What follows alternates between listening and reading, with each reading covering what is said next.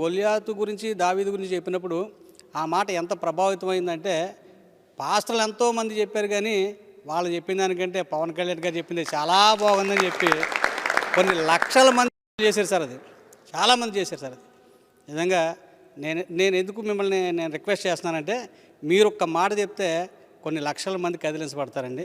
మీరు దయతో క్రైస్తవులకు నేను అండగా ఉన్నాను మీరు ఒక మాట చెప్తే ఈరోజు మేమే కాదండి లక్షల మంది ప్రజలతో పాటు విశ్వాసులతో పాటు క్రైస్తవ నాయకులు పాస్టర్లు అందరూ కూడా మేము వెనకాలకు వచ్చేస్తారు సార్.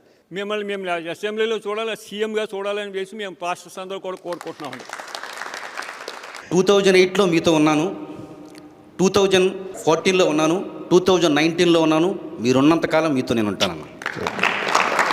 పార్టీ అధికారంలో రావాలి, మీరు ముఖ్యమంత్రిగా నేను చూడాలన్న. మీరు క్రైస్తవ గురించి ఎప్పుడు మాట్లాడిన విషయాలు చాలా అద్భుతంగా ఉంటున్నాయి. ఎక్కడ క్రైస్తవుల మనోభావాలు దెబ్బతినకుండా చక్కగా మాట్లాడుతున్నారు. అది క్రైస్తవుల తరపున మమ్మల్ని అభినందన తెలియజేస్తున్నాను. జగన్ గారు వచ్చిన తర్వాత క్రైస్తవుల మీద దాడులు జరుగుతున్నాయి. అంతకుముందు క్రైస్తవుల మీద ఎవరి మీద దాడులు జరగలేదు. జగన్ ప్రభుత్వం వచ్చిన తర్వాత క్రైస్తవుల మీదే తిరుగుబాటు జరుగుతుంది. అంటే క్రైస్తవులకి జగన్ వాళ్ళు వచ్చేది సున్నా తప్ప ఏమీ లేదు, మేలేమీ లేదు. ఈవేళ క్రైస్తవ్యం ఒక రకంగా చెప్పాలంటే జగన్ వల్ల భ్రష్టు పట్టిపోతుందండి.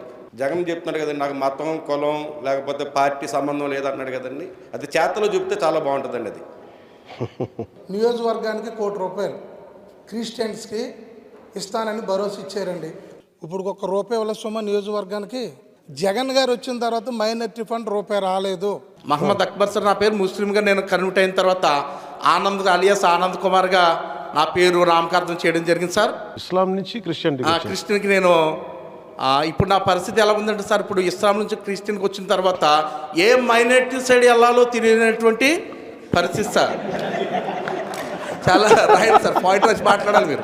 ఈరోజు మీ సమాధానం కొరకే నేను కూడా మా నాయకులకి వచ్చాను సార్. నేను రోమిలకు రాసినటువంటి పత్రికలో 5వ అధ్యాయము శ్రమ ఓర్పును, ఓర్పు పరీక్షను, పరీక్ష నిరీక్షణను కలగజేయనని ఎరిగి శ్రమలయందు అతిశయపడుదుము. ఎందుకనగా ఈ నిరీక్షణ మనలను సిగ్గుపరచదు. ఈ మాట నేను మీకు చూపించాలనేటువంటి ఆ ఉద్దేశం ఏంటంటే సార్, మీరు ఈ యొక్క జనసేన పార్టీ పెట్టిన తర్వాత ఎంతో శ్రమపడ్డారు, ఎంతో కష్టపడ్డారు. ఒక వ్యక్తి ఇన్ని సంవత్సరాలు అధికారం అనేది ఇంకా రాకుండా నిలబడటం అనేది ఇది సామాన్యమైనటువంటి సంగతి కాదు. మీ శ్రమ మీకు ఎంతో ఓర్పునిచ్చిందండి. ఈ ఓర్పులో మీరు ఎన్నో పరీక్షలు గెలిచారు. ఈ పరీక్షలో మీకు ఒక నిరీక్షణ వచ్చింది, ఎప్పటికైనా నేను ఆంధ్రప్రదేశ్ని పరిపాలించే ఒక గొప్ప నాయకుడిని అవుతానని. ఖచ్చితంగా మీకున్నటువంటి నిరీక్షణ, ఖచ్చితంగా దేవుడు మీ పక్షంగా మీరు అనుకున్నటువంటి ఆ గొప్ప కార్యం చేయాలని మీ పక్షంగా మేము ఎప్పుడు కూడా ప్రార్థన చేస్తాం. ప్రతి ఒక్కరు రాజకీయంలోకి వచ్చి సంపాదించుకునేవారు కానీ మీరు జేబులో తీసుకొచ్చి పెడుతున్నారు. ఈరోజు ఇలా ఇంత వేల మంది మేము వచ్చామంటే ఈ ఒక్క పాయింట్. ఓడిపోయినా సరే రైతులకు ఈరోజు నిలబడ్డారు. కష్టం అంటే ఈరోజు జనసేన ఉంటుంది తప్ప కానీ ఎవరు ఏమీ చేయట్లేదు. ఎంత పెద్ద పార్టీ అయినా చనిపోతే 5 లక్షలు ఇచ్చేవారు ఎవరికి లేరు. ఇప్పుడు వీళ్ళు వస్తున్నారు, వాలంటీర్స్ వస్తున్నారు, కులం చెప్తున్నాం కాపు అని చెప్తున్నాం, లేదా వాళ్ళకి ఏ క్యాస్టే చెప్తున్నారు. అక్కడ మతం దగ్గర మీ క్రిస్టియన్ అంటే మీరు రాయమని చెప్తున్నారు. ఎందుకని అసలు మీరు రాయం, మాకు రూల్స్ లేదు. ఇప్పుడు జగన్ గారు ప్రభుత్వం ఏం చెప్పారంటే మేనిఫెస్టోలో, నేను ప్రభుత్వంలోకి వస్తే కనుక పేదవాడు మద్యపాన నిషేధాన్ని నేను చేస్తాను, పేదవాడికి ఇది అందకుండా చేస్తాను అని ఆయన మాట చెప్పాను. నేను వింటున్నానండి, టీవీని ఫాలో అవుతాను, న్యూస్ ఫాలో అవుతాను. కానీ ఆయన చెప్పింది ఏది చేయలేదండి. జగన్ సారా తాగిపోరా అని చెప్పాడండి చివరికి. అందుకే ఇప్పటివరకు కూడా బాగా తాగుతూ నా సోదరులు చనిపోతున్నారండి. మా బంధువులు, మా బావగారు, మా చెల్లి సొంత మా కజిన్ సిస్టర్ భర్త గారు మందు తాగి చనిపోయారు. కేవలం బ్రాంతి వల్ల చనిపోయాడండి ఆయన. కాబట్టి నేను కూడా పవన్ కళ్యాణ్ గారిని ఈ సభాముఖంగా వేడుకునేది ఏంటంటే ఆంధ్ర రాష్ట్రంలో ఈ సామాజిక రుగ్మతను తొలగించాలి.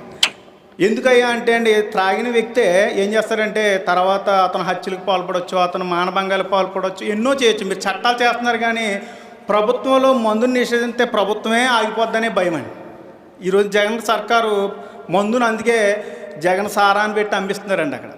ఎప్పుడైనా మీరు చూసారని నేను పుట్టి పెరిగి చూడాల. స్వర్గీయ ఎన్టీ రామారావు గారు ఆయన నా చిన్నప్పుడు కిలో రూపాయి బియ్యానికి ఇచ్చినప్పుడు అండి ఆయన మరి నాటు సారాని ఆఫ్ చేసేసారు. అప్పుడు నినాదం ఏంటి, తెలుగు సారా తాగిపోరా, నాటు సారా తాగిపోరా అని చెప్పేవారు నా చిన్నప్పుడు. కానీ ఇప్పుడు జగన్ సారా తాగిపోరా అంటారు. కారణం ఏంటయ్యా అంటే ఆయనేమో సామాజిక రుగ్మతను తొలగించాడు, ఈయన సామాజిక రుగ్మతను పెంచాడు. వచ్చే ముందు తెల్లారి గంటలు 3 గంటలు మా పాపలు వేసి ఫస్ట్ ఓటు వస్తుందండి. ఇప్పుడు నాన్న ముందు సార్తో ఫోటో దిగి తీసుకురా, నేను వాట్సాప్ స్టేటస్ పెట్టుకుంటాను అని చెప్పింది. క్రైస్తవుల మీద జరుగుతున్న చిన్న దాడిని కూడా పెద్ద చేసి క్రైస్తవులు ఒక అభద్రత భావం తీసుకొస్తా ఉన్నారు. ఏంటంటే జగన్మోహన్ రెడ్డి లేకపోతే క్రైస్తవుల పరిస్థితి ఏమైపోద్ది అన్న ఆలోచనలు అతనే జనాల్లో క్రియేటివ్ చేస్తూ ఉన్నటువంటి పరిస్థితి వస్తుంది. ఎవరికి ఏ మతాన్నైనా పాటించే హక్కు మనిషికి ఉంది. భగవంతుని ఇలా చూడాలనుకుంటే సంపూర్ణ హక్కు ఉంది, దాంట్లో అసలు డిబేట్ లేదు. దాంట్లో నా మతాన్ని, నా ధర్మాన్ని ఆరాధిస్తాను, మిగతా ధర్మాలని గౌరవిస్తాను. పవన్ కళ్యాణ్ మనకి నిలబడ్డు, జనసేన మనకి నిలబడదు అనే అభిప్రాయం ఎందుకు ఉంటుందంటే మిగతా వాళ్ళు డ్రామాలకు అందరూ అలవాటు పడిపోయారు. నిజంగా ఈ దేశంలో ఎవరన్నా న్యాయం చేయాలి అంటే తన విశ్వాసాలని తను ముందుకు తీసుకెళ్తూ తను పాటిస్తూ మిగతా విశ్వాసాలను గౌరవించేవాడే తీసుకెళ్ళగలడు. నేను